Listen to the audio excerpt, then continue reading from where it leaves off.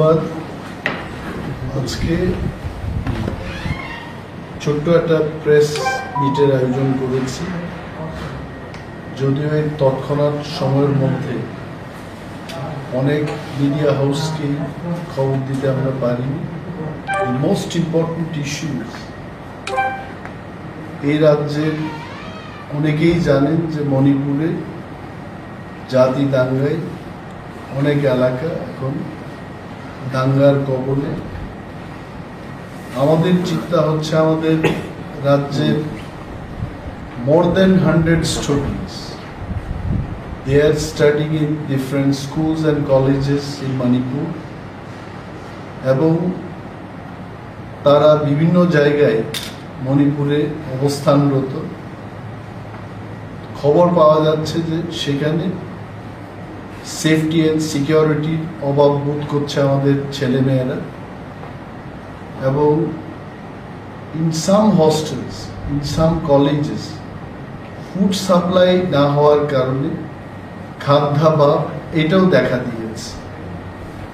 And in the last 1 week মণিপুরে যে সময়টাতে এই কমিউনাল ভায়োলেন্সটা হয়, সেই দিন থেকে আজ অব্দি এখন যে সময়টাতে আমি কথা বলছি, there is no response and reaction, any step taken by state government যে সেখানে stranded students তাদেরকে রাজ্যে ফিরিয়ে আনার কোনো ব্যবস্থা রাজ্য সরকার গ্রহণ করেছে। এই ধরনের কোনো পদক্ষেপ আমার নজরে আসে, এবং মাননীয় মুখ্যমন্ত্রীকে আজকে সকালবেলা এসে I reached the office of leader of opposition in the assembly house at around 11 AM, এবং একটা চিঠি ইস্যু করেছি।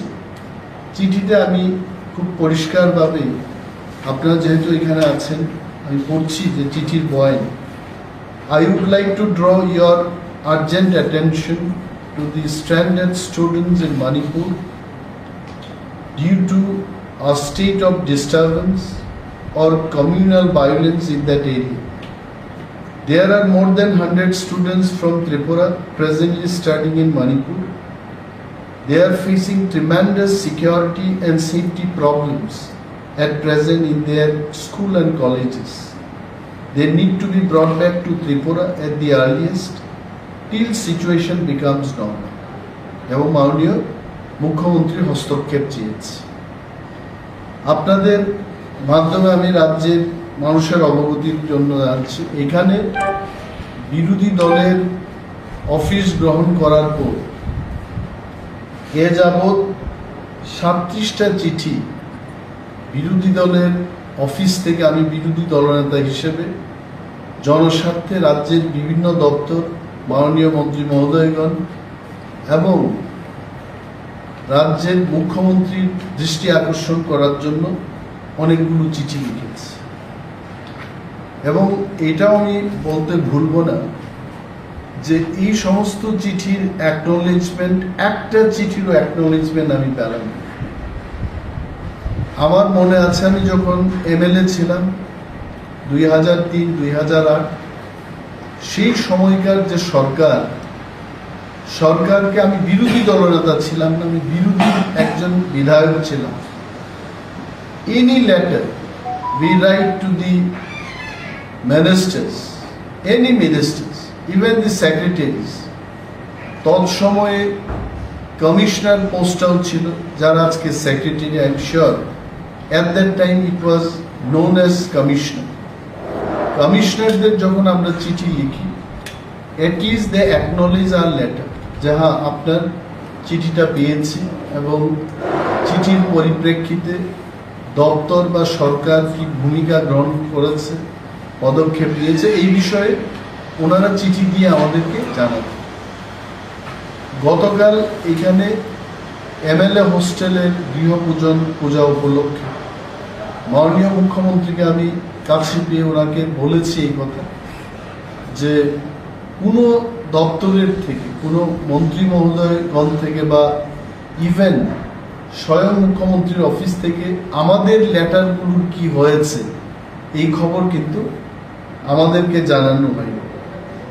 আমি বলছি আমি চিঠি দিয়েছি, যেমন মাননীয় মুখ্যমন্ত্রীকে আমি 17/4/2023 একটা চিঠি ইস্যু করেছি বেঙ্গলি অ্যান্ড রোমান স্ক্রিপ্টে ককবরকে যেন প্রশ্নপত্র তৈরি করা হয়। সিবিএসই বোর্ডে এই চিঠি আমাদের হায়ার এডুকেশন বা এডুকেশন দপ্তর থেকে যাবে, এটা বিধানসভাতে আমরা আলোচনা করেছি। এই বিষয়ে রাজ্য সরকার কি পদক্ষেপটা গ্রহণ করেছে এই বিষয়ে জানতে চেয়েছে। Till date I have not been acknowledged or I have not been replied যে এই লেটারের কি হয়েছে। মাননীয় মুখ্যমন্ত্রীকে খোয়াই হাসপাতাল, জেলা হাসপাতাল ভিজিট করার পর, যেহেতু স্বাস্থ্য দপ্তর ওনারই হাতে, উনি নিজেও একজন ডক্টর, ওনাকে আমি চিঠি দিয়েছি যে ডিজিটাল এক্স-রে মেশিনটা সেখানে অচলাবস্থার মধ্যে আছে, সারা জেলার রোগীরা সেই সুবিধা পাচ্ছেন এবং অত্যন্ত কম্প্যাক্ট এরিয়াতে এই হাসপাতাল চলছে। এটাকে অন্যত্র স্থানান্তর করা যায় কিনা, সেখানের পরিষেবা ডাক্তারদের সংখ্যা আরো বেশি করা যায় কিনা, সে বিষয়ে আমি চিঠি দিয়েছি। অফিসে বসে আমি এটা চিঠি লিখিনি। First I visited, interacted with the patients and doctors. আলোচনার পর যেটা আমার করণীয়, অফিসে এসে আমি ওনাকে চিঠি দিয়েছি। এটার কোনো উত্তর পেলাম না। আরডি পঞ্চায়েত, যেহেতু আরডি এবং পঞ্চায়েত ওনার কাছে আছে, এডিসি ভিলেজ কমিটি এবং panchayat, it is also with the honourable chief minister of the state. অনেকগুলো জায়গায় এডিসি ভিলেজ কমিটিগুলোকে পার্শ্ববর্তী এডিসির অন্তর্ভুক্ত বা এডিসির এরিয়ার ভেতরে যে সমস্ত রুরাল ডেভেলপমেন্ট ব্লক আছে, সেইখানে ওই সমস্ত এডিসি ভিলেজকে রিঅর্গানাইজেশন করে তাদের আওতায় আনার জন্য এই সরকারের আগের যে সরকারটা ছিল 5 বছরে, বিজেপি এবং আইপিএফটি সরকার, তদানীন্তন যিনি রুরাল ডেভেলপমেন্ট ডিপার্টমেন্টের মন্ত্রী ছিলেন যিশু দেববর্মা, উনি একটা সিদ্ধান্ত নিয়েছিলেন যে রাজ্যে 33টি এডিসি ভিলেজ, যাদের এডিসির ভেতরে যে রুরাল ডেভেলপমেন্ট ব্লকগুলো আছে তার ভেতরে অন্তর্ভুক্ত করা হয়। তো এটা কার্যকর হচ্ছে। এটাকে রিমাইন্ডার দিয়ে একটা চিঠি দিয়েছি, এটারও কিন্তু কোনো উত্তর পেলাম না। এবং আজকে একটা চিঠি, এই চিঠি ইস্যু করার পর সাংবাদিক সম্মেলন করার আগে আমি ভাবলাম যে ওনার সাথে একটু কথা বলবো। উনি একটা মিটিংয়ে ব্যস্ত আছেন, আমার নাম্বার ওনার পিএস দিয়েছেন। আমি ওনাকে জানাতে চেয়েছিলাম যে চিঠির আর্জেন্সি কি, কারণ বিকজ আই ডোন্ট নো এই চিঠি যাওয়ার পর যদি এই চিঠিটা আজকে না দেখে উনি 3 দিন বাদে 4 দিন বাদে দেখে, this is a matter of urgency. ছেলেমেয়েরা, গার্জিয়ানরা এখন অনেকেই চিন্তায় আছেন। বিশেষভাবে ইন্ডিগোর যে বিমান পরিষেবা ইম্ফল এবং আগরতলার মধ্যে চালু আছে, দেখা গেছে যে আগামী 10 তারিখ পর্যন্ত কোনো টিকিট পাওয়া যাচ্ছে। তাহলে ইন্ডিগোর কর্তৃপক্ষের সাথেও রাজ্য সরকার এ বিষয়ে কথা বলতে হবে যে বাড়তি ইন্ডিগো সার্ভিসের চালু করার জন্য। মণিপুরের যে সমস্ত এলাকায় ইম্ফল থেকে দূরে আমাদের ছাত্রছাত্রীরা আছে, এসকর্টিং করে তাদের ইম্ফল এয়ারপোর্ট পর্যন্ত এনে রাজ্যে আনার জন্য এই বিষয়ে মণিপুর সরকারের সাথে কথা বলতে হবে। তো এই বিষয় নিয়ে আমি কথা বলতে চেয়েছিলাম, তবে আমি আশা করছি উনি মিটিং শেষে নিশ্চয়ই কথা বলবেন, আমি ব্রিফ করব। বাট রাজ্যের মানুষকে এটাই আমি বলতে চেষ্টা করছি যে the government is not playing active role. জনস্বার্থে আরও চিঠি লিখেছি যে খোয়াই জেলার অন্তর্গত অনেকগুলো জায়গায় শিলাবৃষ্টিতে যখন মানুষের ঘর বাড়ি ইত্যাদি ক্ষতিগ্রস্ত হয়েছে।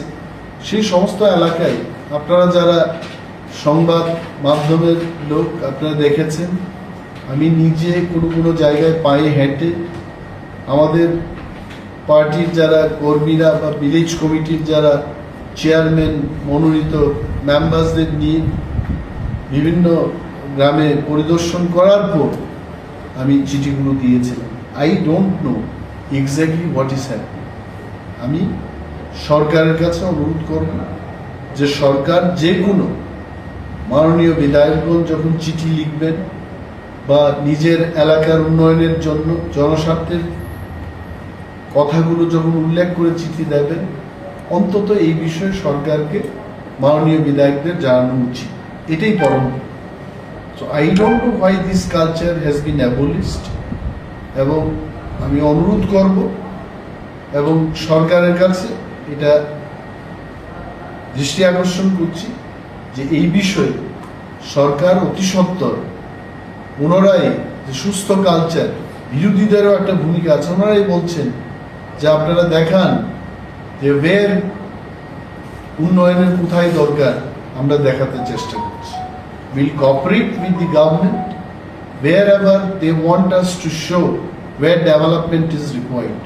এবং যখন মানুষের দরকার পড়বে, প্রয়োজন হবে, মানুষের স্বার্থের কথা যখন বঞ্চিত হবে, তখন সেখানে দাঁড়িয়ে আমরা মানুষের জন্য লড়াই করব। ধন্যবাদ। Sir, in that case, what is the scenario? The government, when we ask them, they say the scenario is not that. Even I asked the question that there are 3 states at least I know who are already evacuating their students. The government said there is no official report of any state evacuating the students, but today we have seen some of the states already received their students. What is the scenario right now? What is the threat perception over there? How panicked are the See, one thing Honorable Chief Minister must understand. Sitting in Agartala or sitting somewhere in this state, we cannot feel the heat of communal violence in Manipur. We must have to understand the pain and the fear and the problem of safety and security through those people who are presently in Manipur. If there is no problem and if there is no heat of the communal violence faced by the students, why the students will call their parents? Why the parents will approach to us?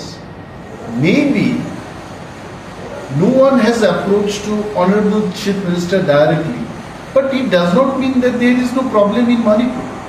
As you say, already 3 states they started evacuating their students. It is the wise step actually.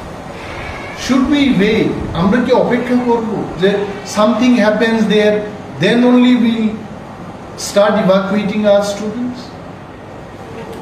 Wiser step will be, before any accident takes place, before anyone dies, আমাদের কোনো student মারা যাওয়ার আগে তাদেরকে evacuate করার প্রয়োজন।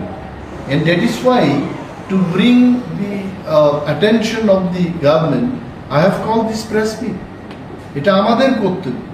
If I was in his position, probably 2-3 days back itself, I would have taken all these steps. এটা তো আমি ব্যক্তিগতভাবে স্টেপটা নেব না। The government machinery, secretaries are there, transport department is there, government is having money for all these kinds of situation to take it.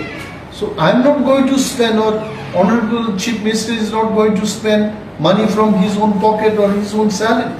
It is a matter of instruction and to make a strategy to combat this situation. So I think whatever Honorable CM is telling, I think I cannot agree personally. Before anything happens, we have seen so many churches, so many villages are under attack, under fire. In this situation, we cannot allow our students to be in Manipur. Till this situation becomes normal, they should be evacuated and this should be brought back. They should be handed over to their parents. That is why government is required. যদি আমাদের ছেলে মেয়েদের জন্য নিজেরাই সব কিছু করতে হয়, তা সরকার কেন দরকার? কেন মেশিনারি দরকার? তাহলে কেন্দ্রের থেকে যে টাকাগুলো আসছে স্ট্রেট ওইখান থেকে প্রতি ঘরে প্রতি অ্যাকাউন্টে টাকা দিয়ে দিলেই পারে। কমিশনারও দরকার নেই, ডিজিপিরও দরকার নেই, মুখ্যমন্ত্রীরও দরকার নেই, বিরোধী দলনেতারও দরকার নেই। যা বাজেট হবে 26,800 কোটি টাকা divided by number of family দিয়ে দাও সবাইকে। Government has got a role to play. এই সমস্ত সিচুয়েশনে কোনো ব্যক্তি বিশেষ এটাকে সমাধান করতে পারবে। Here is the role of the government. So I appeal to the government. Government should take immediate action and should take step to bring back the students. Thank you. One of the elected representative of TTADC has taken a step. I have seen in social media some 50 students are being brought back. So how is seen to that? Yeah, see, this is what is the positive step. If TTADC, much smaller administration than the state, TTADC's budget is only 2% of the state budget. If TTADC can do this, why the state government is sitting quietly? It means state government is waiting some students to die there and then only they will take this step. This is wrong. Honorable CM himself is a doctor, well qualified chief minister, among the chief ministers in the whole of the country, and I am sure after this press meet he will definitely take the needful action. Thank you.